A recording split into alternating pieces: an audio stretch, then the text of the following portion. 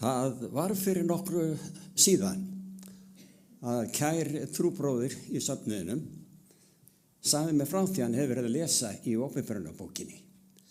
Og þar hefði hann fundið eitthvað fyrirbæri, eitthvað hugtak eða orð sem hann vildi nánari skýringu á. Og ég lofa honum þá, ég skildi taka það fyrir á næstunni, sem ég geri í dag, lítillega. Ég segi lítillega en þess að þetta svo yfirgrafsmikið, svo víðáttu mikið efni og þarf langa meðhöndlun, heilt námskeið jafnvel, að tala það sem að Biblían kallar anda spádómsins. Og ég leyfi mér að spyrja upphátt á þess að til svarið bara til að vekja okkur til umhugsunar. Hvaða fyrirbæri þetta sem að Opinberunarbókin fjallar og kallar anda spádómsins? Við skulum láta Biblíun tala og byrja að skoða eitt og annað. Það segir þarna í 12. kaflanum í Opinberunarbókinni, þá reiddist drekinn sem táknmyndi við Satan, konunni sem önnur táknmynd sem táknar söfnuð Guðs, fólk Guðs, hvarvetna, og fór burt til þess að heyja stríð við aðra afkomendur hennar, sjáu þið. Þetta svo yfir hlaðið af meiningu, hvert einasta orð. Hverjir eru þá afkomendur? Það eru þeir sem lifa af, eða sem eru trúfastir allt til endalokana. En það segir aðra afkomendur. Það ekkert allir afkomendur sem telja sig vera það. Það ekki allir trúaðir í söfnuðinum, eins og Guð vil fá að sjá í lífi hvers og einn sem einlæglega barn hans. Svo að nú ætlum við að skoða þetta, hvað þetta merkir, nema það kemur hérna strax í ljós í þessari tilvitnun að aðrir afkomendur safnaðuris, konunnar safnaðuris, það eru þeir sem varðveita boð Guðs og hafa vitnisburð Jesú. En þá kemur annað. Og þetta var það sem vinur minn spurði líka hver þá vitnisburði Jesú? Við þurfum að gera okkur grein fyrir því hver vitnisburði Jesú og þá munum við skilja hvað felst í anda spádómsins. Og þetta eitthvað sem að þetta efni einkenni það sem að ég kýs að kalla aðvent hreyfinguna allan heim. Og það eru margir söfnuðir sem ýmist heita eða hafa nafni 7. dags aðventistar eða bara aðventistar af einhverju tagi. Þetta eru þá óháði söfnuður svo okkar hérna í boðunarkirkjunni hér á Íslandi sem tilheyra þessari hreyfingu sem tileinka sér vitnisburð Jesú og þar með anda spádómsins. Í Opinberunarbókinni í 19. kafla segir: Rita þú, sælir eru þeir sem boðnir eru til brúðkaupsveislu lamsins. Við eigum öll von á Jesú Kristi að koma aftur og þá fáum við að ganga inn í himinin til þessara veislu lamsins. Og hann segir við mig: þetta eru sönnu orð Guðs. Og ég féll fram við fætur honum til að tilbiðja hann og hann segir við mig: varastu þetta? Ég segi að þetta var engill en ekki drottinn sem var að tala við Jóhannes. Og hann mátti ekki tilbiðja eða falla fram fyrir englinum eins og hann væri í tilbiðslu. Ég bara samþjóð þinn og bræðra þinna, segir hann. Þeirra sem hafa vitnisburð Jesú. Hver vitnisburður Jesú? Tilbið þú Guð. Vitnisburður Jesú andi spádómsgáfunnar. Sjáu þannig komið tenging á milli anda spádómsgáfunnar og vitnisburð Jesú. Jesús lofaði lærisveinum sínum og þar með öllum einkennu þegar ég fer burt, hann muni senda andan, heilagan anda til ykkar og hann verður undirstaðan af öllum boðskap ykkar. Þar höfum við anda spádómsins. Og nú höldum við áfram. Ef það eitthvað sem að Jesús lagði skýrt og skórnort áherslu á í allri Biblíunni, þá það að við tökum mark á fyrirmælum hans. Og það sem ekki talað það í hinu kristna heimum, meðal annars hér á landi, á meðal þeirra sem játa kristna trú, að aðalatriði kærleikurinn, það að elska, og ég tek 100% undir það. En hvernig í ósköpunum stendur það á því að svo margir á meðan þeirra sem sést elska Drottinn vil ekki hafa í heiðri boðorð hans. Því Jesús sagði, ef þið elskið mig, í reynd, sagði hann, munu þá þér halda boðorð mín? Við munum halda boðorð hans. Svo bætir hann við, og þetta í 15. kafla Jóhannesar Guðspjalls, þér eru vinir mínir ef þið gjöru það sem ég býð yður. Það allur opinn, ef ég má orða það þannig. Mikil meiri hluti þeirra sem játa kristna trú allan heim, þeir telja sig trúa á Jesú Krist en afneita fyrirmælum hans. Hugsið ykkur. Og maður stundum, miskusti ég stend sjálfan með því, hvernig í ósköpunum eigum við að koma fólki í skilningum hversu alvarleg yfirlýsing þessi að ef þú elskar mig þá hafðu í heiðri boðorð mín, segir Jesús, og ef þú vilt kallast vinur Jesú Krist að þá gjöru þér það sem ég býð yður. Og þar vantar mikið upp á trúarjátningu að minnstakosti reynd hjá mörgum. Við höldum áfram. Vitnisburður Jesú Krists, og þetta eru hans eigin orð í Jóhannes í 14. kafla. Sá sem hefur boðorð mín og heldur þau sá sem elskar mig. Aftur og aftur og aftur, segir hann, hvernig við að sýna kærleikann. Það þá kærleikur þegar fólk segir til elska hann, segist mér að sé að halda boðorð hans, fer svo ekkert eftir fyrirmælum hans. Og þar vantar mikið upp á hjá fjöldanum. Hann heldur áfram og segir, en sá sem elskar mig mun elskaðu verða af föður mínum og ég mun elska hann eða hana og birta honum sjálfan mig. Upplifun okkar þegar við tökum mark á vitnisburði Jesú verður svo áþreifalegur þegar þið takið hann á orðinu og þorið að bjóða heiminum og öllu því heimslega byrgin með því að viðurkenna Jesú Kristi frelsari ykkar, ekki bara með svona einhverju játningu vara okkar í kirkjum landsins, heldur með því að lifa það daglega í líferni okkar. Í 4. Mósebók, nú ætlum við að fara yfir í Gamla testamentið frá 12. kafla, þar segir, heyrið orð mín, þegar spámaður meðal yðar, þá birtist ég honum í sýn, eða tala við hann í draumi, ekki því þannig farið þjón minn, Móse. Honum trúa fyrir öllu húsi mínu, ég tala við hann munni til munns, berlega og eigi í ráðgátum, og hann sér mynd Drottins. Guð opinbera sjálfa sig á margan hátt. Hann segir hvernig það gerist, að hann talar við hann í draumi eða í sýn, vitrun, eða hann talar við þjón sinni som Móse, augliti til auglitis, þó sá Móse hann ekki í fullri mynd. Hann fekk að sjá á bak Guði, þarna upp á fjallinu forðum, þegar hann bað Guðum að lofa sér að sjá hann, og Drottinn sagði, þegar ég fer fram hjá þér, þá myndu sjá á bak mér. Því að sá sem sér Guð augliti til auglitis á meðal syndara, hann deyr. Eins og Jesaja hélt að myndi gerast með hann forðum þegar hann í sýn sá Guð almáttun og veldistóli himmisins.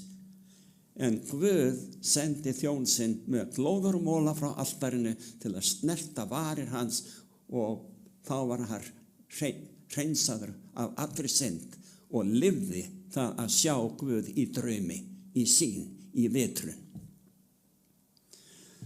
En svo heldur Mósebók, nú það 15. Mósebók í 18. versi, kafla, Þar segir, spámann mun Drottinn Guð þinn uppvekja meðal þín af bræðrum þínum, slíkan sem ég á hans skuli þitt líða. Guð ætlast til þess að við tökum mark á spámennu Guðs. Þeir eru flestir nefndir og sýndir og þeirra ritverk í Gamla testamentinu, en þeir eru líka í Nýja testamentinu. En hann heldur áfram og segir, ég vil uppvekja þeim spámann meðal bræðra þeirra, slíka sem þú ert, og ég mun leggja honum mín orð í munn og hann skal mæla til þeirra allt það ég býð honum. Hann að boða það verða fleiri spámenn, fleiri þjónar, vottar Guðs, lærisveinar, postular á öllum öldum og öllum kynslóðum sem tala máli Drottins á meðal manna. En tökum nú eftir, spámenn eru talsmenn Guðs á meðal manna. Þetta augljóst í allri ritningunni. En prestar Guðs eru talsmenn manna frammi fyrir Guði, og það mikill regin munar á milli þessara tveggja, spámanna og presta. Ekki það að þeir geti ekki allir verið Guðs þjóna, þeir eru það. En þegar að þú ert spámaður Guðs, þá talar Guð við slíka persónu í draumi eða sýn eða vitrun eins og við köllum það, eða eins og við Móse, og það oftast nær í vitrun eða draumi sem að spámaður Guðs heyrir og sér guðdómlega verur tala til sín. Og nú förum við í 8. kaflan hjá Jesaja. Ef þeir segja við yður, það nefnilega svo mikið spámenn og spákonur út allt. Ef þeir segja, leiti til anda særingamanna og spásagnamanna sem hvískra og umla, á ekki fólk að leita frétta hjá Guði sínum og leita til hinna dauðu vegna hinna lifandi, segja þeir í reynd. Þá svari þeim til kenningarinnar og vitnisburðarins. Ef menn tala ekki samkvæmt þessu orði, hafa þeir engan morgunroða. Vitið hvað morgunroði er? Það fyrsta skíman eftir nóttina að morgni dags, þegar sólin litar upp skýin og við sjáum alltaf meiri og meiri birtu og sjáum betur til allra verka okkar þann daginn. Þannig líkir Guð við orð sitt að það á að lýsa, það á að vitna það á að uppfræða okkur hjálpræði Drottins, og til þess eru spámennirnir alveg sérstaklega kallaðir. Förum yfir í Nýja testamentið, 1. Jónasbréfi 4. kafla, það segir, þér elskaðir, trúið ekki sérhverjum anda, sjáu þið, þegar við bara fylgjumst með fréttum eða umsögnum í fjölmiðlum allstaðar að úr heiminum, það fullt af spásagnamönnum og umlandi talsmönnum hins dularfulla andaheims og svo framvegis, og það ekki orð Guðs né sendiboða Guðs. Hann segir, trúið ekki sérhverjum anda, heldur reynið andana, hvort þeir séu frá Guði, því margir falsspámenn eru farnir út í heiminn. Af þessu getið þér þekkt anda Guðs. Sérhver andi sem játa að Jesús sé Kristur komin í holdi frá Guði.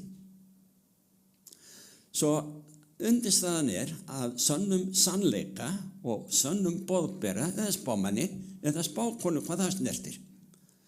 Það verður alltaf vera sem viðkomandi segir eða boðar, vera í samræmi við það sem Jesús boðaði og skrifaði hann í ritningunni.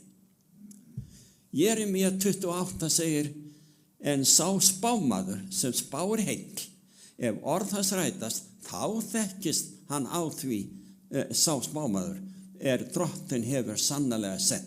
Svo fyrir alla muni ekki trúa hverju spámanni sem berið það sama sem viðkomandi segir eða skrifar við skýrt orð Drottins, innblásnu orði Biblíunnar. Og ef það kemur ekki heim og saman í öllum atriðum, þá hafnið viðkomandi.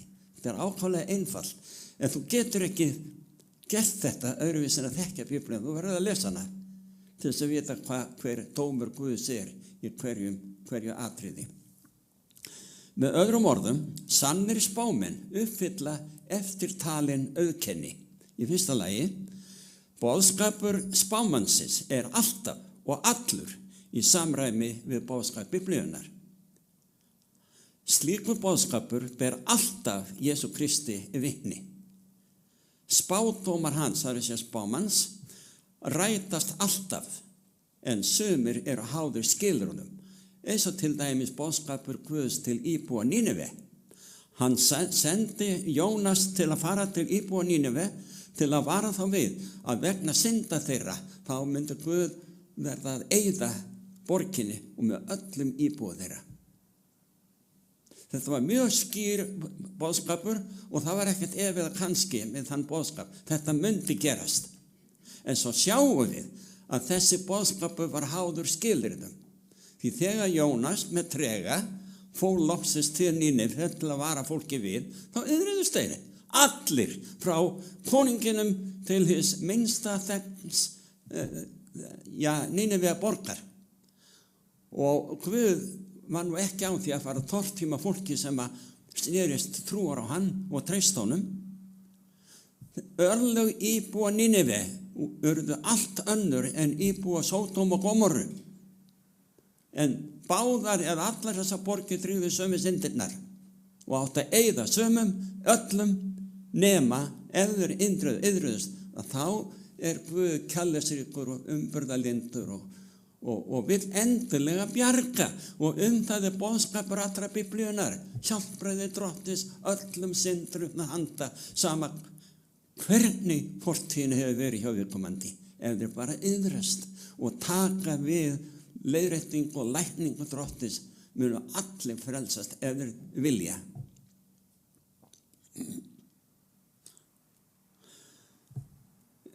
Já, þá höfum við hérna alveg skýrt fyrir okkur, við endurtökum ekki þetta, förum hérna aðeins lengra.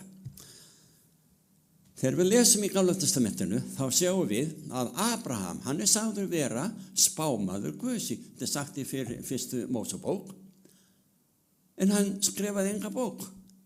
Það engin bók Biblíunnar kennd við Abraham, og þó hann talinn á meðal hina helstu spámanna Guðs. Svo sumir spámenn eiga ekki rit í Biblíunni og eru þó sannir spámenn Guðs. Það eru 400 ár á milli Gamla testamentis, það bil svona, og Nýja testamentisins. Af hverju voru ekki neini spámenn þarna á milli? Af hverju voru ekki bækur skrifaði þá? Ég get ekkert svarað því. Guð kaus að leyfa þessu að gerast, að menn geti séð að þarna millibil þar sem ekki er tekið mark á spámönnum. Og vissulega í síðari bókum hérna Gamla testamentisins alveg saga eftir saga, bók eftir bók að segja frá hvernig fólk Guðs brást honum, vék frá honum, hafnaði honum. Svo það var þögn í 400 ár. En svo kemur tímabil Nýja testamentis þegar Jesús kemur til sögunar og fæðist hér á jörðu til að boða undursamlega Guð og kærleiksríkan frelsara sem vildu fórna öllu á himni og jörðu til að bjarga vesalum syndurum sem við erum. En svo líða, það verða þannig eitthvað 100 ára tímabil sem verið að skrifa bækur eða vitna munnlega alveg fyrstu öldina þarna eftir að tímatalið sem kennt við Krist byrjaði. Og Åpenbarunarbókin var skrifuð nálagt 100 eftir Krist af Jóhannesi, kærleikspostulanum, einhvers staðar á milli hans aldurs níræðis og tíræðis og á eyjunni Patmos í gríska eyjahafinu. Svo nú spyrjum við, ætli Guð hafi reiknað með því að minnstakosti enn spámaður kæmi til skjalana áður en Kristur kemur aftur. Sjáum hvað Guð segir þetta í Biblíunni. Í Jóel, þetta í Gamla testamentinu, í 3. kaflanum. Þar segir, en síðar meir mun ég úthella anda mínum yfir allt hold, sjáu hvað þið víðáttu mikið, á meðal allra, allan heim. Þá mun hann úthella anda sínum, synir yðar og dætur yðar munu spá. Oft hefur verið gert lítið úr konunum sem þjónar Guðs eða ambáttir Guðs. Hér munu þær fá að skína undir lokin, ekkert síður en karlar. Það er nefnilega margt í Biblíunni sem einkennist af orðalagi sem aðeins kemur úr karlrembu umhverfi. Og það skemmir oft trúarreynslu margra að þeir lesa ekki nógu mikið í Biblíunni til að kynnast kærleiksríkum Guði. En nú höldum við áfram. Synir og dætur yðar munu spá, gamalmenni yðar mun dreyma, ungmenni yðar munu sjá sjónir. Sjáu þið þarna eru, menn fá ýmist drauma eða sýnir, vitranir til að fá boðskap frá Guði. Já, einnig yfir þræla og ambáttir. Mun ég á þeim dögum úthella anda mínum og ég mun láta tákn verða á himni og jörðu, blóð, eld og reykjastróka, sólin mun snúast í myrkur, tunglið í blóð, áður en hinn mikli og ógulegi dagur Drottins kemur. Hann að tala úthellingu heilags anda skömmu áður Jesús kemur. Ég hef stundu talað opna glugga og lokaða glugga, tækifæra. Og ég minnist þess að eftir ég kom frá Afríku, eftir Afríku árin mín og ég kom hingað til Íslands og starfaði þá á vegum Safnaðar Aðventista og var með námskeið út allt með aðstoð margra. Það var undursamlegu tími. Það komu hundruðir á námskeiðin og það var hægt að endurtaka þetta aftur og aftur í nokkur ár. Þetta var opinn gluggi. Svo gerðist eitthvað og allt lokaðist. Og það 1.000 og milljónum í auglýsingar eða búnað til þess að koma boðskap á framfæri svo að fólk geti heyrt. En það svo allir gluggar séu lokaðir. Í Biblíunni talað opna dyr og lokaða dyr. Ég fer ekki út í það núna, en það þessa eðlis. Við höfum að nota tækifærið þegar þau gefast, þegar Guð opnar okkur glugga eða opnar okkur dyr til að boða og vitna. Það á enn eftir að gerast, þrátt fyrir doðan og dauðan að því virðist í andlegri upplifun hinna kristnu. Í mörgum löndum, í fjölmörgum mismunandi trúarsöfnuðum. Það svo mikið að játa Guð en ekki að upplifa það sem hann býður okkur að gera.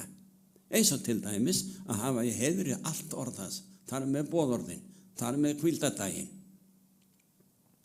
En hér og ég ætla ekki að fara út í það núna í dag, en þið vitið að heilugum anda verður útelt. Og ef það eitthvað sem að Jesús lofaði alveg sérstaklega að myndi gerast hér á jörðu, það var úthelling heilags anda. Og þið lesið bara í 15. kafla Jóhannesar Guðspjalls, líka 14. kaflanum, þá ítrekka lofar Jesús að heilagur andi muni gera þetta og þetta og þetta. Hann gefur okkur orð að mæla og það alveg ótrúlegt hvað himinin fórna miklu og mörgu til þess að koma vitunum fyrir okkur, kenna okkur hvað við höfum að gera, hvað við höfum að aðhafast til þess að ljúka starfinu hér á jörðu áður en Kristur kemur. En rétt áður en það kemur verður andanum útdelt. Þá munu jafnvel þrælar og ambáttir og konur og karlar boða sannleikann og það öflugt í örskamman tíma á meðan þá sá gluggi opinn, gluggi tækifæra sem Guð opnar okkur. En þar á eftir líður örskamman tími, svo kemur Kristur. Svo að við lifum á síðustu tímum og það styttist óðum í það að Kristur frelsarinn okkar fari að koma. Hvað lásum við? Að dætur yðar munu spá, mun dreyma.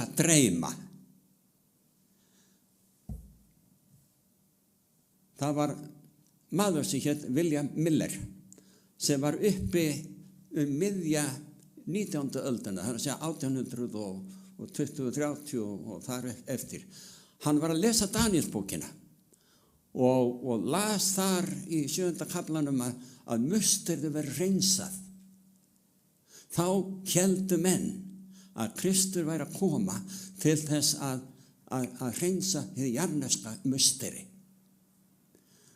Það var nú löngu búið að eyða því, tortíma því, en þessu jarneska hérna í Jerúsalem, en það er mikið boðað í dag á meðan margra trúarsafnaða sem ekki er endilega af okkar tagi, að musteri verði endurreist.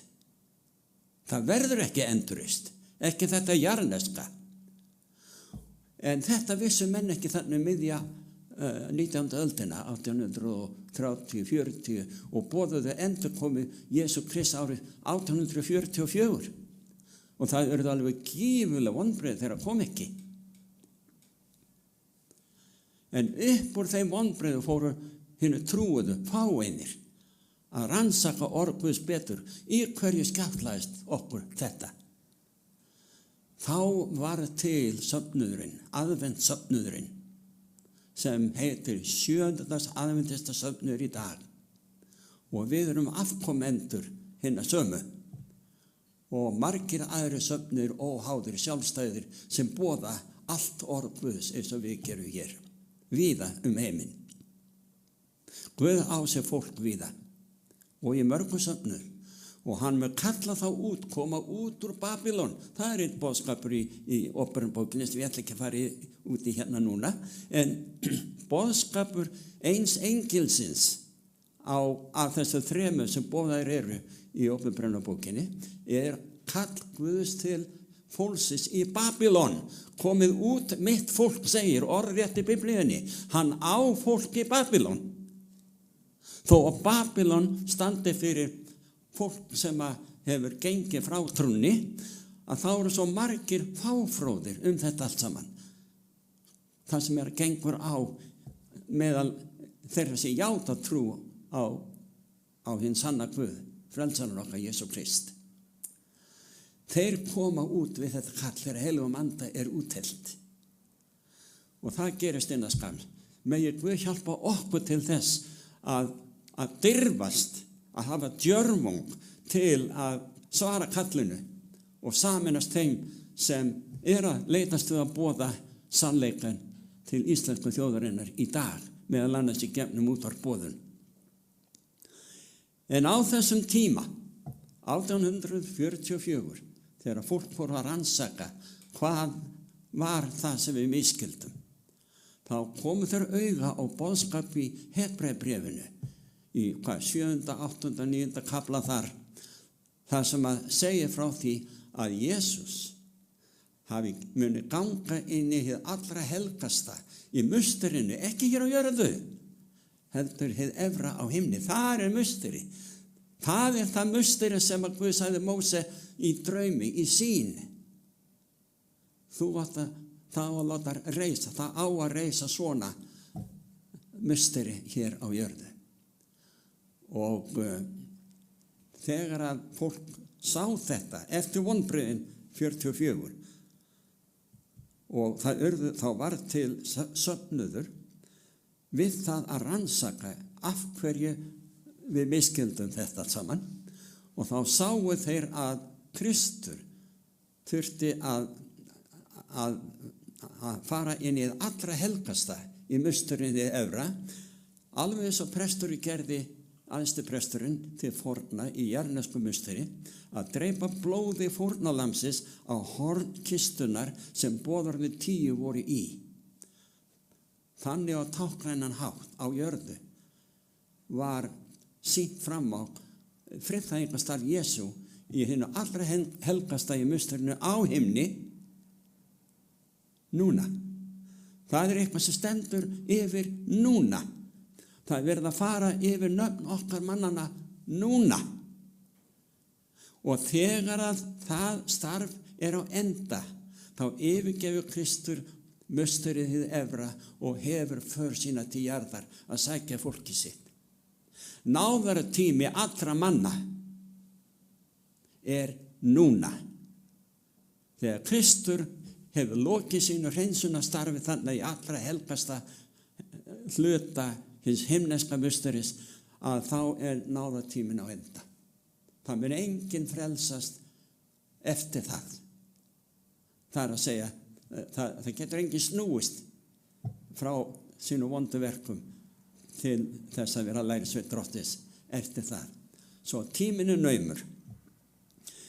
Þegar að þessi hópur hafi rannsakað þetta allt saman og komist að raunum að Kristur mun koma, en líkur þessu starfi í musturinu hið efra áður en að kemur, þá var til söfnuður sem heitir söfnuður 7. aðventista í dag, sem við erum grein af.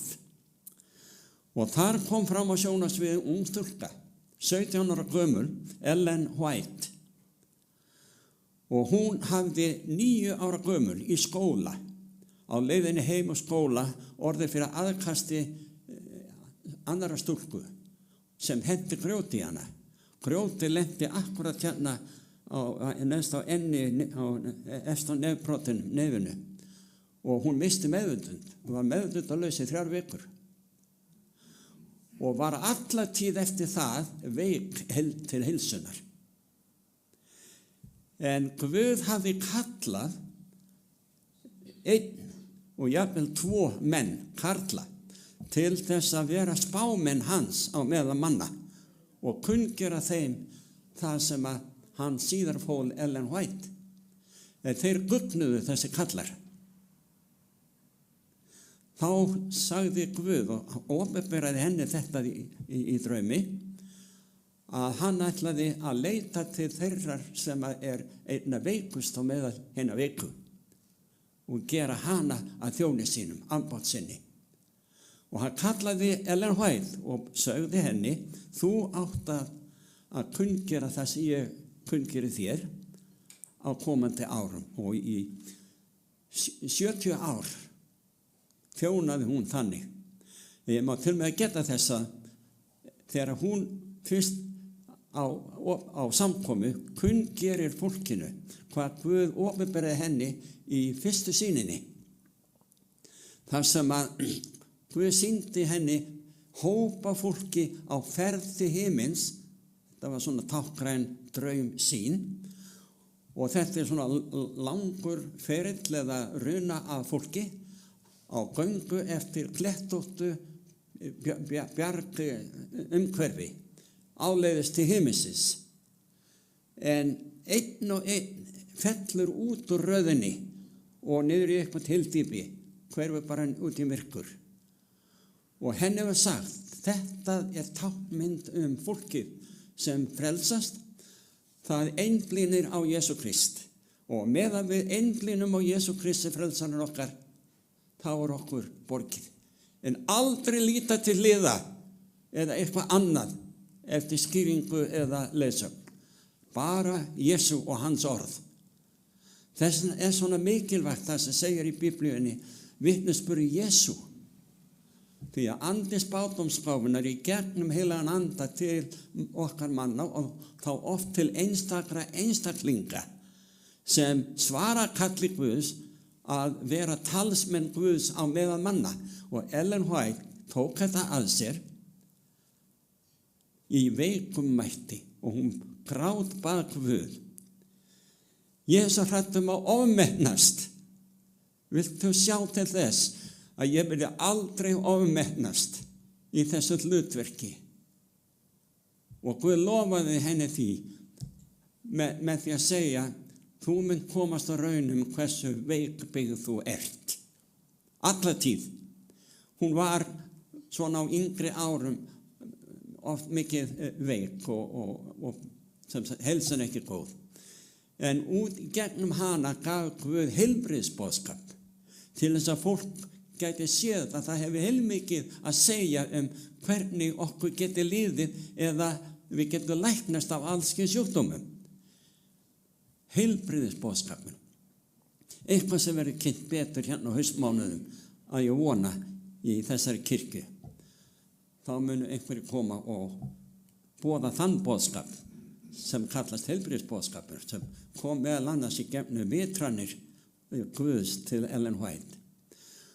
Hún skrifaði undursamlega bækur og hún hélt í fram á meðal manna þegar að læknavísindin héldu að það var hægt að lækna ýmsa sjúkdóma með tóbaki og að gera hafa nógu mikið tóbaksreyk og loka allir gluggum, mátti ekki opna glugga. Þannig var tíðarandinn miðja 19. öldina.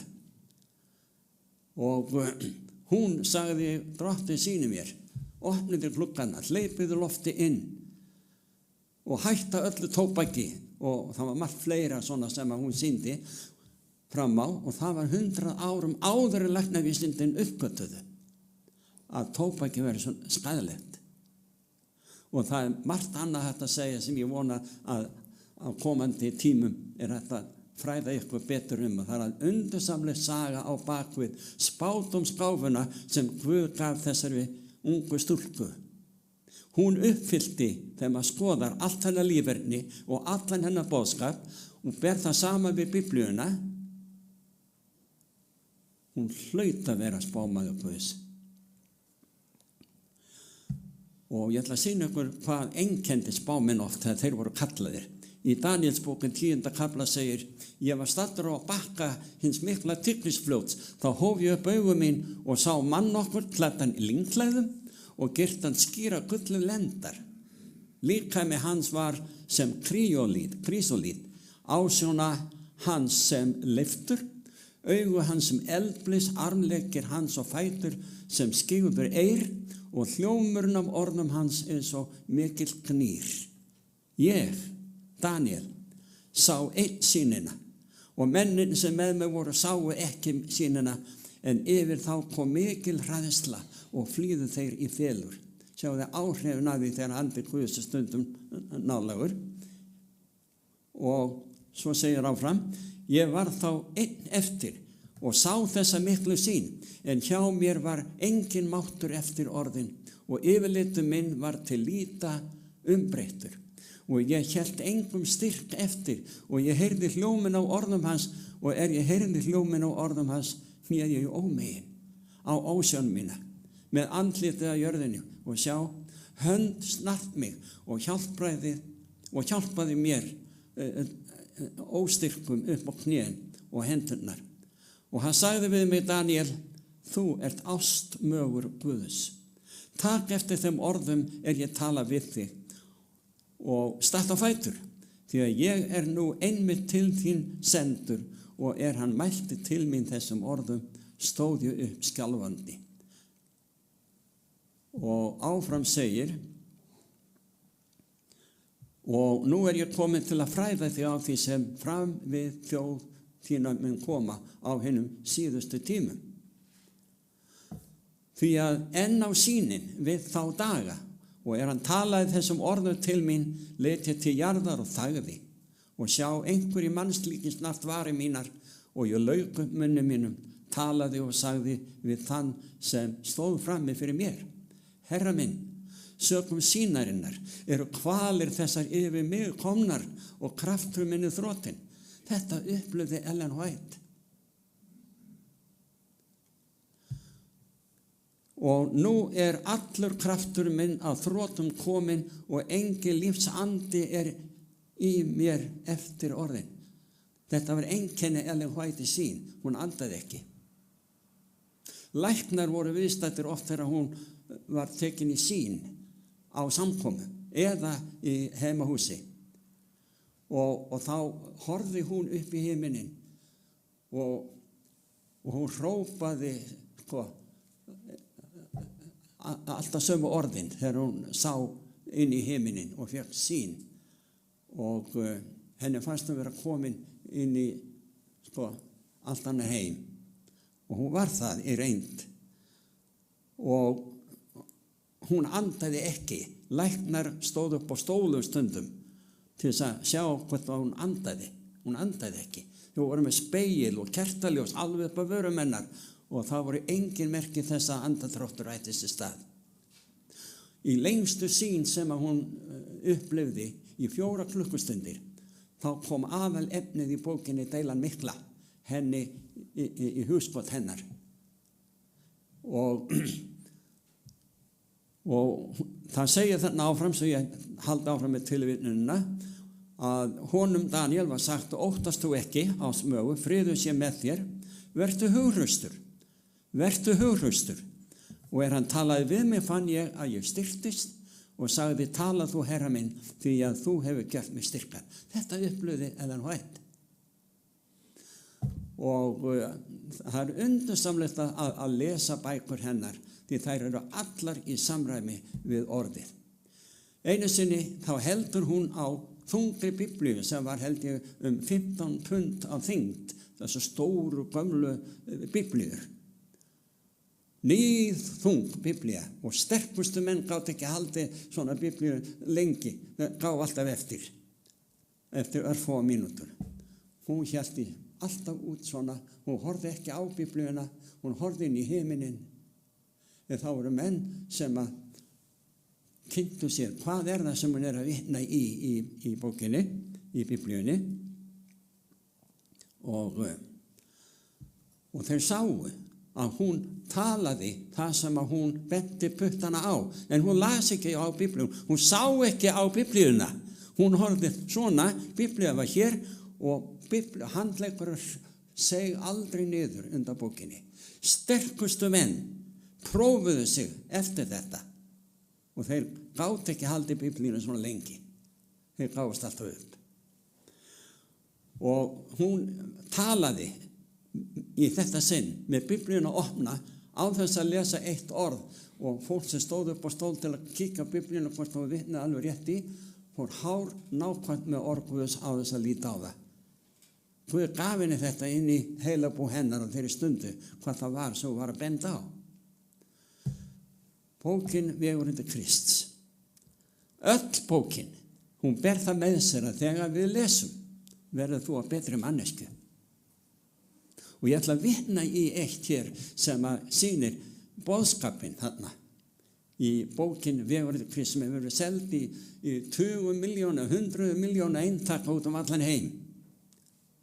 Þar segir til dæmis: skilyrði þess að eignast eilíft líf eru nú þó sömu og þau hafa alltaf verið, hinn sömu og þú voru í paradís, áður en hinni fyrstu foreldrar okkar féllu í synd, fullkomin hlýðni við lögmál Guðs, fullkomin réttlæti. Er þetta mögulegt fyrir nokkra mannesku? Aðeins með hjálp Guðs. Jæja, við höldum áfram. Það segir: væri eilífa lífið veitt með einhverjum vægari skilmálum en þessum, væri heill og hamingju alls alheimsins stefnt í hættu. Með því væri syndinni opnu leið til þess að vara alla eilífð með öllu því böli og eymd sem henni fylgir. Er þetta ekki undursamlegt? Eða hvað? Er þetta kannski ætlar Guð til of mikils af okkur? Ekkert minna en fullkomin hlýðni við lögmál Guðs, fullkomin réttlæti, og við erum öll ranglátt. En við missum ekki kjarkinn, það kemur meira. Það segir: við búum ekki yfir eigin réttlæti, uppfyllt getur kröfu lögmáls Guðs, en Kristur hefur búið okkur undankomuleið. Hann bjó hér á jörðu og varð fyrir raunum og freistingum rétt eins og við, en hann lifði syndlausu lífi.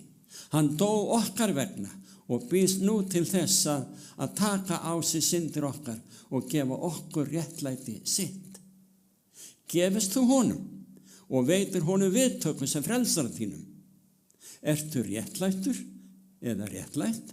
Sakir hans, hversu syndsamlegt sem líferni þitt kann að hafa verið. Lindisengun Krist kemur í stað lindisenkuna þinnar og Guð tekur við þér rétt þess að þú hafir aldrei syndað. Guði sé lof. Það er alveg sama hver fortíð þín kann að hafa verið, hversu mikil syndari þú hefur verið.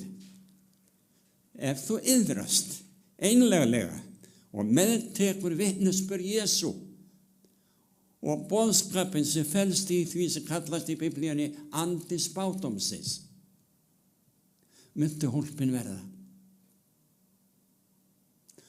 Og svona samanburður við Biblíuna, þetta nákvæmlega það sem segir í örfáum orðum í Jóhannesi 3:16. Svo elskaði Guð heiminn að það gaf son sinn eingetinn til þess að hver sem á að trúi glatist ekki, heldur hafi eilíft líf. Þetta fyrir alla syndara. Og ég er svo þakkláttur fyrir Ellen White, Veginn til Krist, þessa undursamlegu bók sem segir þetta meðal annars í fullu samræmi við Biblíuna.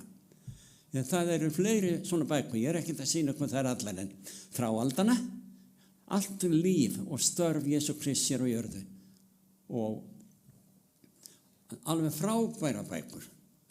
Og ég hvet ykkur til þess að lesa, þetta er ekki bækur sem kom í staðinn fyrir Biblíuna, það er allt í Biblíunni sem er þar. En vegna þess að heimurinn er svo upptekinn af synd og líferni og það er erfitt fyrir Guð að komast að heila búi fjöldans allan heim til að vekja þá til umhugsunar andlegt ástand sitt og nauðsyn þess að iðrast synda sinna. Þá hefur hann kallað til þessa konu, Ellen White, sem lifði í 87 ár og í 70 ár fékk hún vitranir og skrifaði, og þetta er í bókum hennar, allt í samræmi við Biblíuna. Hérna kemur ein teikning af því sem einn listamaður hefur gert. Vitrun af fólki Guðs á leið til himins á brött og klettavegi. En þetta var hættuleg ganga. Það voru margar hættur á leiðinni í sýninni. En aðeins þeir sem horfðu bara beint áfram á leiðtogan Jesú Krist komist alla leið, samkvæmt sýninni. Og þetta hafði mikil áhrif á frumherja okkar fyrir 170 árum. Í Opinberunarbókinni í 20. kafla segir: og ég sá hásæti og menn settist í þau og dómsvald var þeim fengið og ég sá sálið þeirra sem hálssognir höfðu verið sakir, takið eftir, vitnisburðar Jesú, kemur einu sinni enn, og sakir orðs Guðs. Það voru þeir hinni sömu sem höfðu ekki tilbeðið dýrið né líkneski þess og ekki fengið merki á enni sér og hönd og þeir lifnuðu og ríktu með Kristi í 1000 ár. En aðrir dauðir lifnuðu ekki fyrir 1000 árum voru liðin, þetta er fyrri upprisan. Sæll og heilagur er sá sem á hluti fyrri upprisinni. Yfir þeim hefur hinn annar dauði ekki vald, heldur munu þeir vera prestar Guðs og Krists og þeir mun ríkja með honum 1000 ár. Pétursbréfið fjallar aðeins inn á þetta í fyrra Pétursbréf og öðru kafla það sem að segir: þér eruð útvalin kynslóð, konunglegt prestafélag, heilög þjóð, eignalýður, til þess að þér skulu viðfræja dáðir hans sem kallaði yður frá myrkri til síns undursamlega ljós. Þér sem áður voruð ekki lýður eru nú orðnir Guðs lýður. Þér sem ekki nutu miskunnar hafi nú miskunn hloti. Þetta er alveg orðrétt sem þetta svona í því sem kallast andi spádómsins, ritum, bókum, vitnisburðum Ellen White. Alveg í samræmi við þetta. Við erum syndararnir. Við getum verið presta Guðs en hér á jörðu. Og að lokum vinir, okkur ber að viðfræja að dáðir hans sem kallaði okkur út úr myrkrinu, myrkri syndar og þessa dimma heims. Hann fer að koma, kemur senn og megi Guð hjálpa okkur til þess að hugleiða þessa hluti og meðtaka og undirbúa okkur því að Kristur fer senn að koma.